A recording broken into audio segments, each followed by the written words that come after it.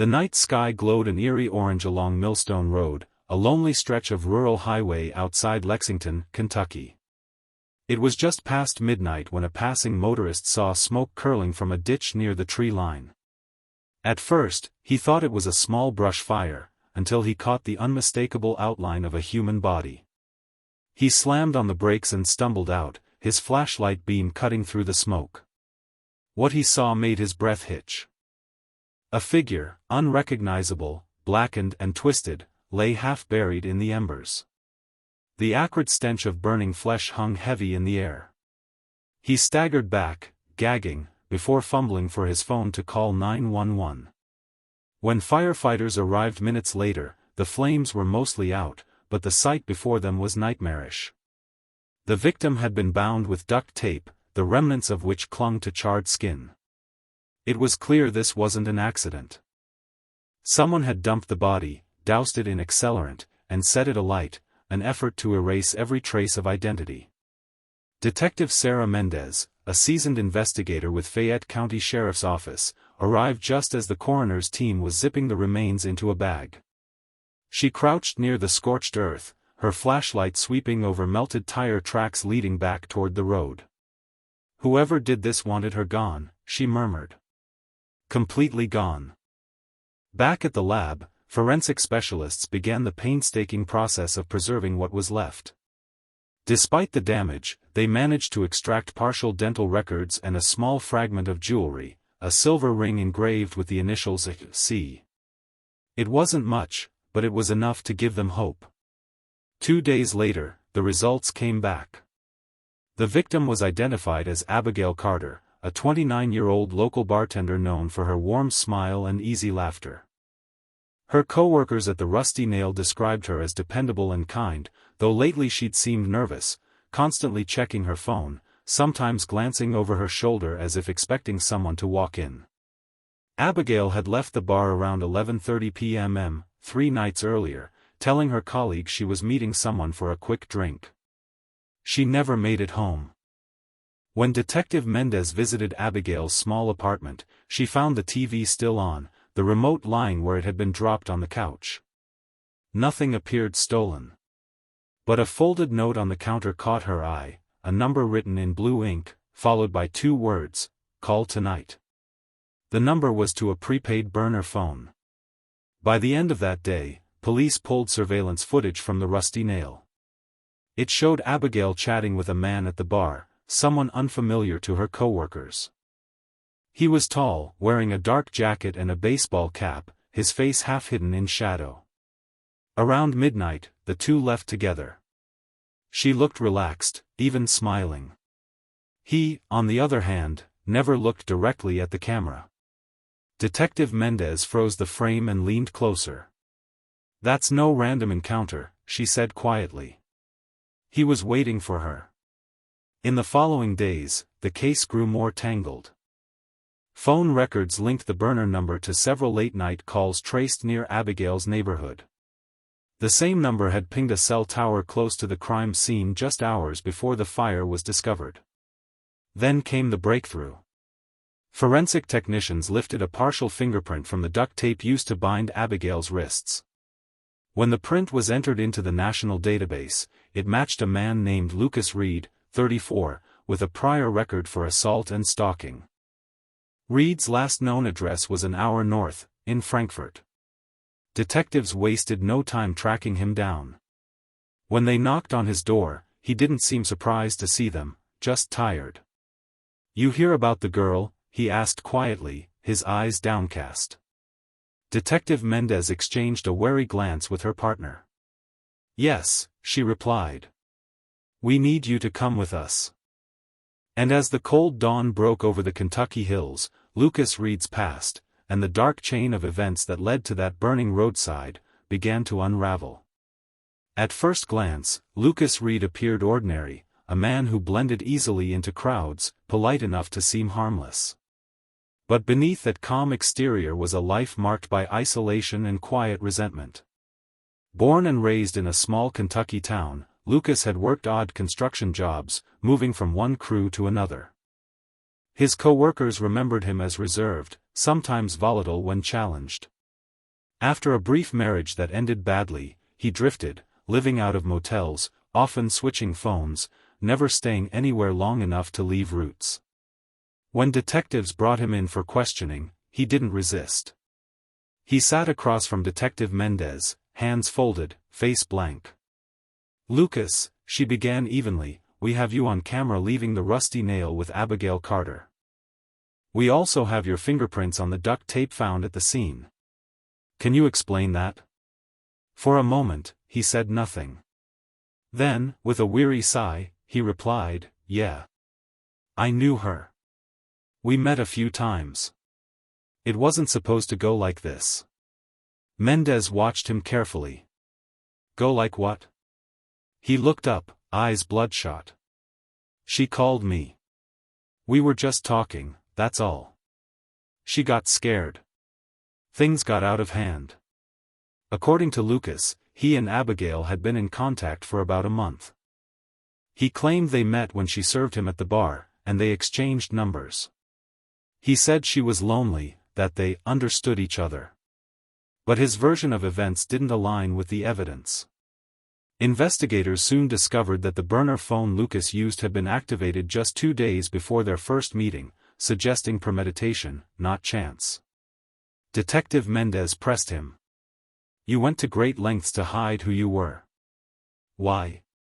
Lucas's jaw tightened. "Because she wouldn't have talked to me otherwise." As the interrogation continued, Lucas's composure began to crack. He described their final night together, how Abigail had agreed to meet him after her shift. They sat in his truck outside town, talking, drinking. At some point, he said, she mentioned ending whatever it was they had. "She said she wanted to stop," Lucas murmured, staring at the table. "Said she didn't feel right. I begged her not to go." He paused, voice trembling slightly. "Then she panicked. I tried to hold her back, she fell. She hit her head, and she just stopped breathing." Mendez didn't move. "And after that?" His eyes darted toward the corner of the room. "I didn't know what to do. I thought they'd think I killed her. I just tried to make it disappear." He admitted to wrapping her body, driving to the rural road, and setting it on fire. But he insisted her death was an accident, a mistake born of fear, not intent. Still, the forensic evidence told a different story. Dr. Alan Bishop, the medical examiner, called Mendez 2 days later. His tone was grim. "Sarah, you'll want to see this." The autopsy revealed multiple sharp force injuries, deep incisions inconsistent with an accidental fall. Even more telling, small air bubbles in the bloodstream indicated an air embolism, meaning Abigail had been alive when the wounds were inflicted. The cause of death was ruled homicide. Meanwhile, crime scene analysts combed through Lucas's vehicle. Beneath the back seat, they found traces of blood matching Abigail's DNA. The floor mats reeked faintly of gasoline, the same accelerant used at the dump site. In the glove compartment, they discovered a crumpled receipt for duct tape and lighter fluid, purchased the night Abigail disappeared. When presented with this evidence, Lucas fell silent. His earlier calm vanished, replaced by a distant stare. Finally, he whispered, "You don't understand. She said she loved me. But she lied. They always lie." Detective Mendez leaned forward. "Lucas, this isn't about her lying. This is about what you did to her after she said no." He didn't answer. Outside the interrogation room, the air was thick with exhaustion and quiet anger. Mendez removed her glasses and rubbed her eyes. "He planned it," she said softly to her partner. "Every step. The burner phone, the tape, the fire, it was all to make her disappear." The next morning, Lucas Reed was officially charged with murder, abuse of a corpse, and evidence tampering.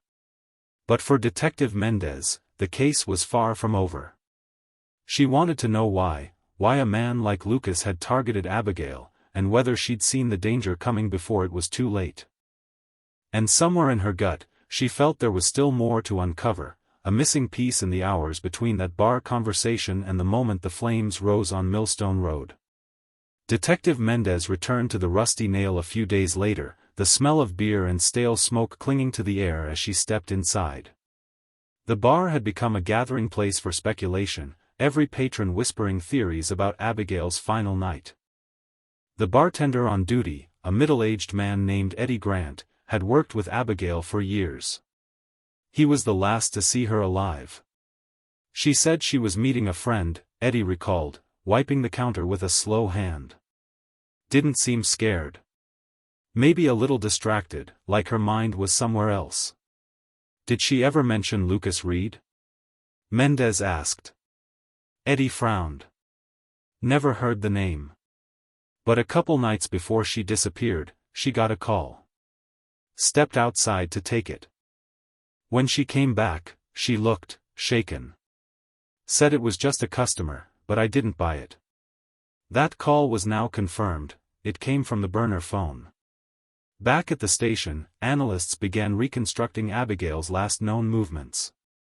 Her phone's GPS showed she left the bar at 11:32 p.m., drove north for about 15 minutes, then stopped near a closed convenience store on Route 9. Surveillance footage showed her waiting in her car, headlights off, for nearly 7 minutes before a dark pickup pulled up beside her. Lucas Reed's truck. The two vehicles drove off together. 45 minutes later, traffic cameras caught Lucas's truck heading toward the rural outskirts of the county. Abigail's phone went dark at 12:41 a.m. Detective Mendez stared at the digital timeline on the monitor. That's our window, she said quietly. From the store to the fire site. 40 minutes to change everything. The next step was to dig into Lucas's devices. Although the burner phone had been smashed, digital forensics pulled fragments of text data from the SIM card. One message, sent to Abigail hours before her death, read, "Don't ignore me again. We can fix this tonight." Another, never sent, but saved in drafts. "If I can't have you, nobody will." It was the kind of phrase detectives see too often, simple, yet soaked in possessive rage. When investigators searched Lucas's small apartment, they found signs of obsession. On the kitchen table lay printed photos of Abigail, some taken from her public social media, others clearly taken without her knowledge. Several pages of handwritten notes listed times she worked, places she liked to visit, and even details about her car. He'd been watching her long before that night. Detective Mendez knew she needed to understand how it all began. She met with Melissa Harding, one of Abigail's closest friends. They sat in the cafe where Abigail used to grab morning coffee after work. She met him here, Melissa said, stirring her drink absently. He came in a few times, real quiet. She thought he was sweet, just shy. He'd leave big tips, compliment her smile. I told her he gave me a bad feeling. Did she ever say she was afraid of him? Melissa hesitated.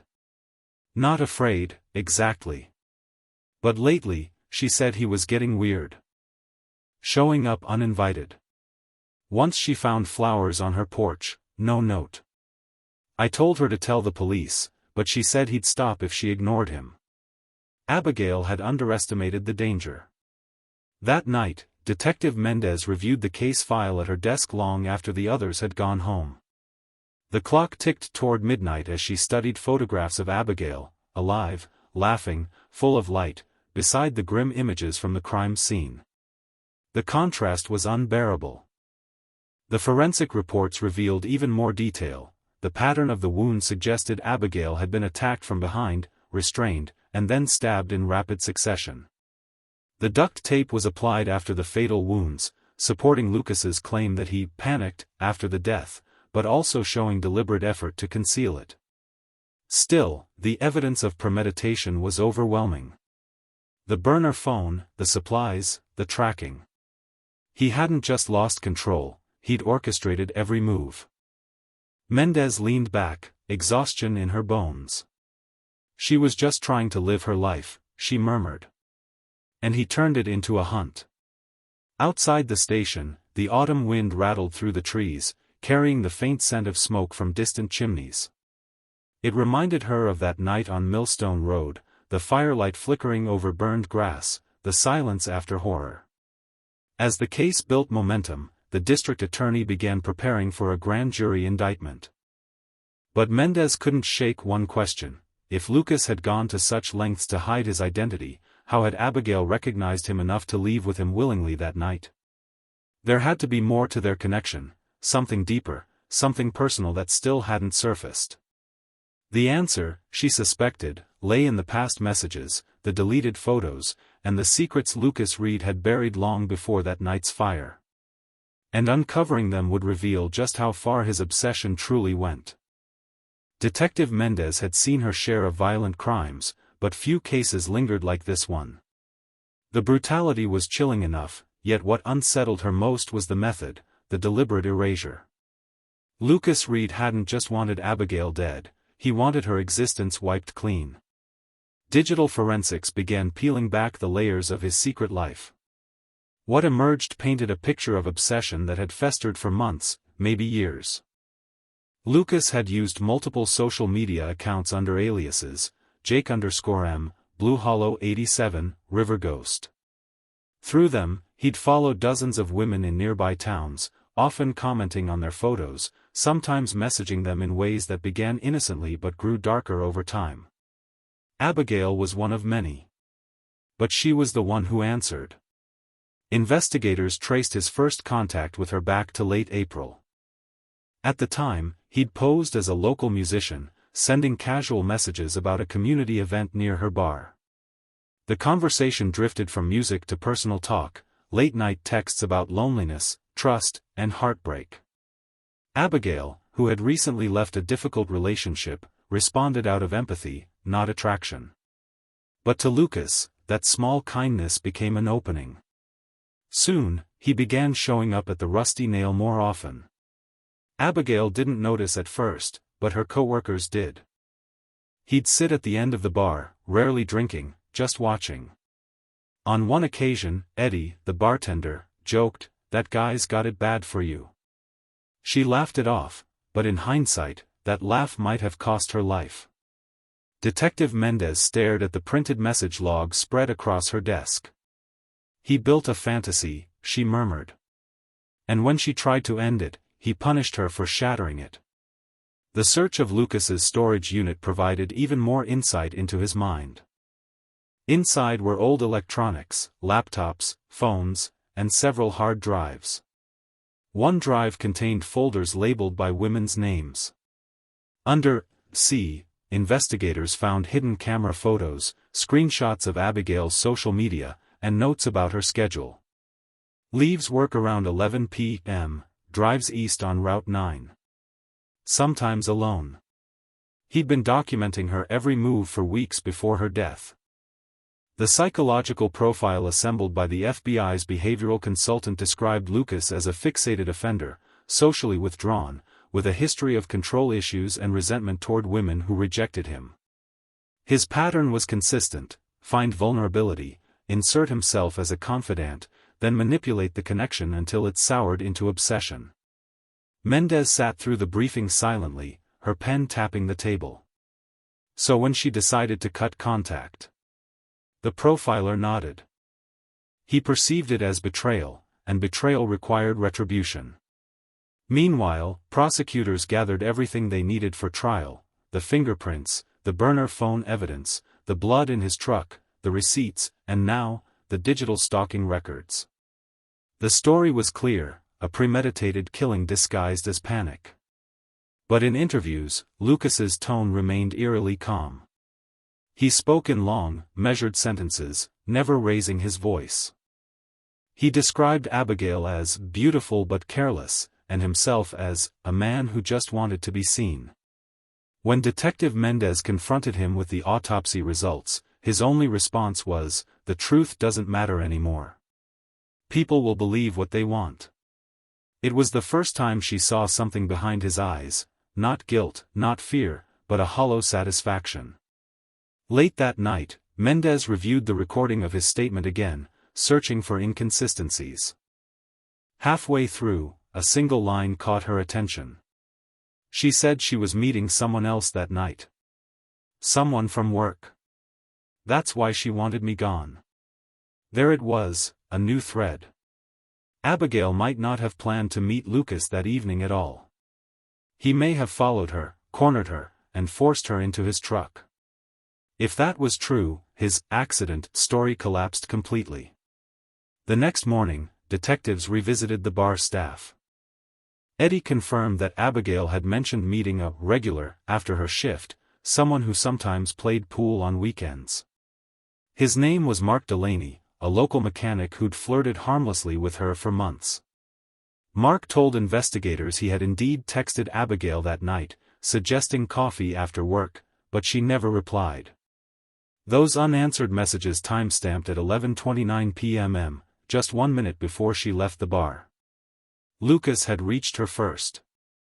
As the pieces locked into place, Mendez realized the terrible precision of it all. Lucas hadn't merely planned a murder, he had intercepted a moment of normalcy, replacing a harmless encounter with his own fatal obsession.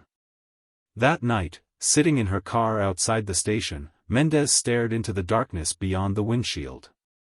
She was minutes away from safety, she whispered. He stole that from her. With the evidence airtight and the confession partially recorded, the case was now ready for the grand jury. Lucas Reed would face trial for first-degree murder. But before that, Detective Mendez had one last task, to meet Abigail's parents and tell them exactly what had happened in those final, unbearable minutes. And that, she knew, would be the hardest conversation of her career. The Fayette County Courthouse was packed on the morning of Lucas Reed's trial. Reporters crowded the steps, their breath visible in the crisp February air, cameras flashing as deputies led Reed inside in shackles. The man who once hid behind shadows at a bar now faced a room full of strangers ready to dissect every decision that had brought him there. Detective Sarah Mendez sat near the front, her case file thick with months of work. Behind her, Abigail Carter's parents, Linda and Tom Carter, clutched each other's hands tightly. Their faces were pale but resolute. They had vowed to sit through every day, no matter how painful. The prosecutor, Assistant District Attorney Rachel Hart, opened the case with quiet force. She began with the image that had started it all, the fire on Millstone Road. "Ladies and gentlemen," she said, pacing slowly before the jury, "this was not a moment of panic. This was a plan, a calculated act of control and cruelty by a man who refused to accept that no means no." She laid out the chain of evidence, the surveillance footage from the rusty nail, the burner phone messages, the fingerprint on the duct tape, the blood in Lucas's truck, and the chilling digital files cataloging Abigail's life. The jurors listened in stunned silence as Hart displayed photos of the evidence, never the body, just the clues that spoke louder than words. Then came the medical examiner's testimony. Dr. Bishop described the autopsy results with clinical precision, his tone calm but unyielding.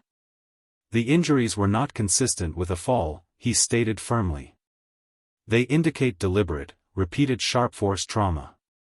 The presence of an air embolism confirms the victim was alive when those injuries occurred." When asked if the death could have been accidental, Dr. Bishop shook his head. "Absolutely not." The defense attorney, Mark Stevens, took a different approach. His voice was soft, almost pleading as he spoke to the jury. "Lucas Reed is not a monster," he began.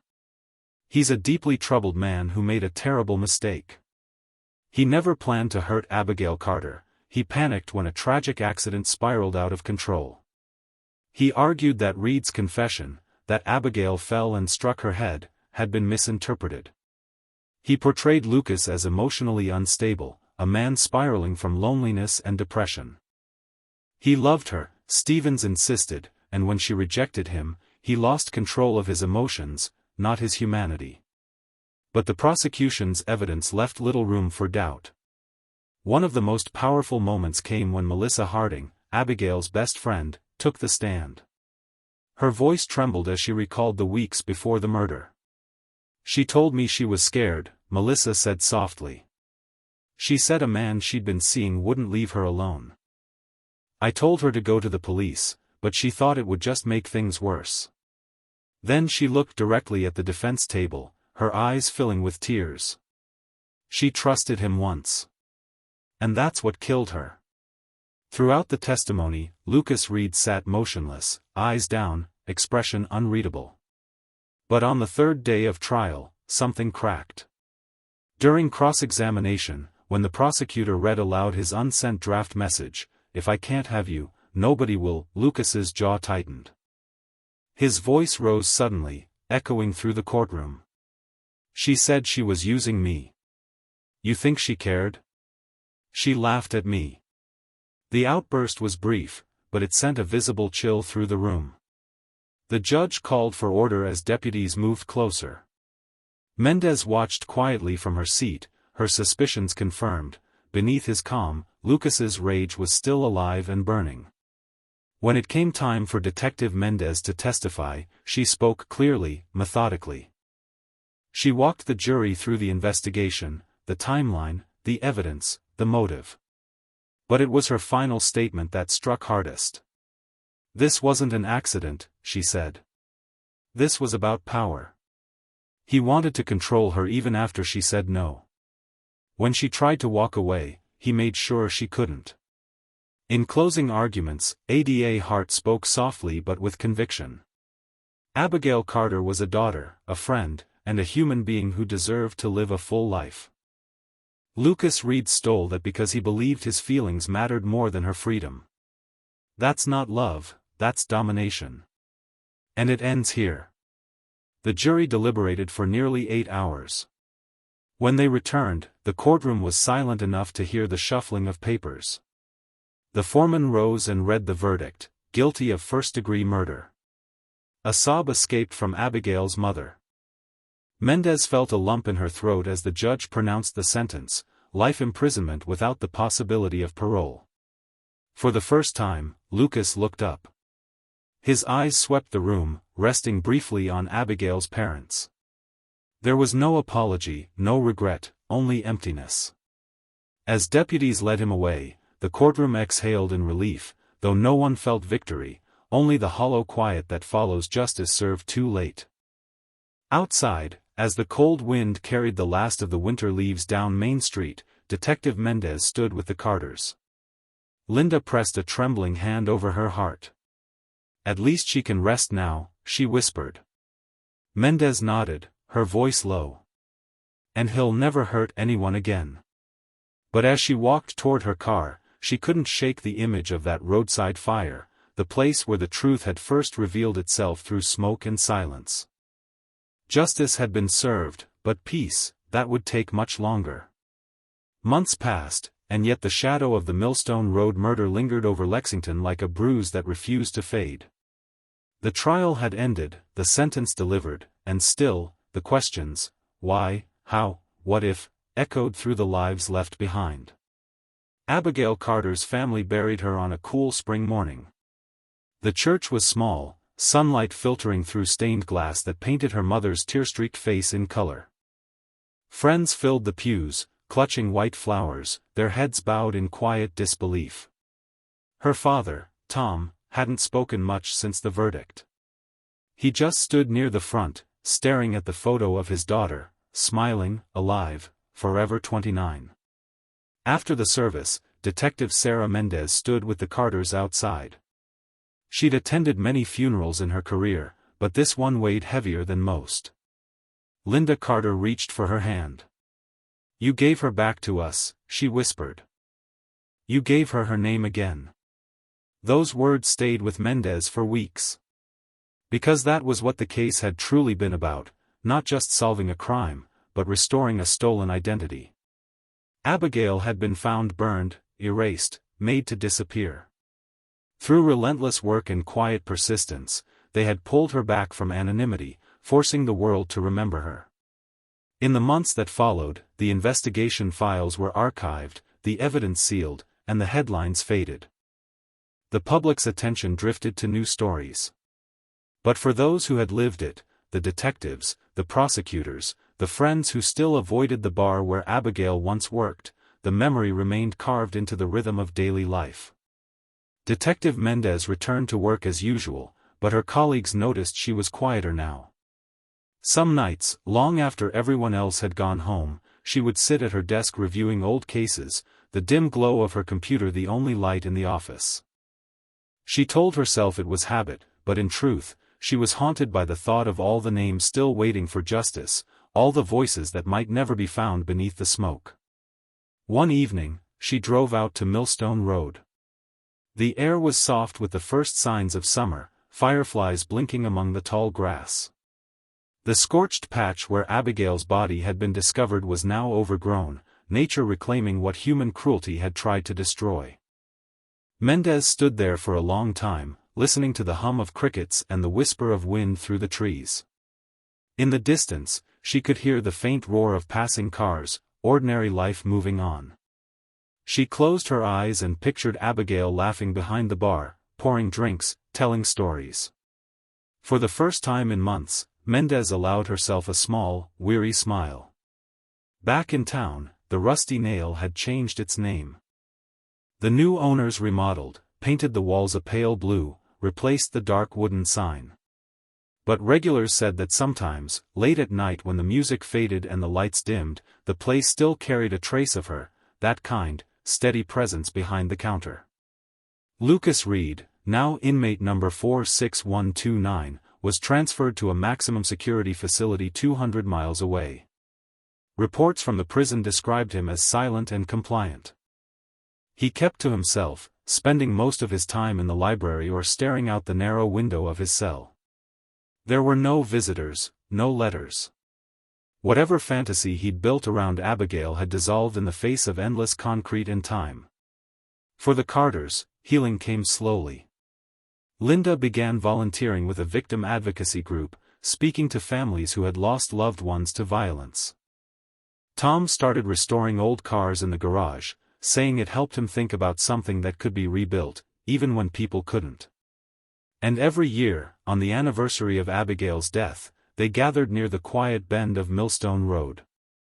They placed a single bouquet of wildflowers by the tree line, lighting a small candle as the evening settled around them. Detective Mendez joined them once, standing silently beside the flickering flame.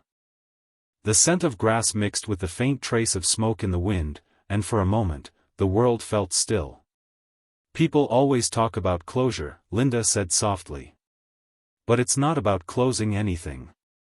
It's about remembering. Mendez nodded. And making sure she's never forgotten. As the candle burned low, casting a fragile circle of light in the gathering dark, they watched until the last ember faded, a small symbol that even in the ashes, truth could still burn bright.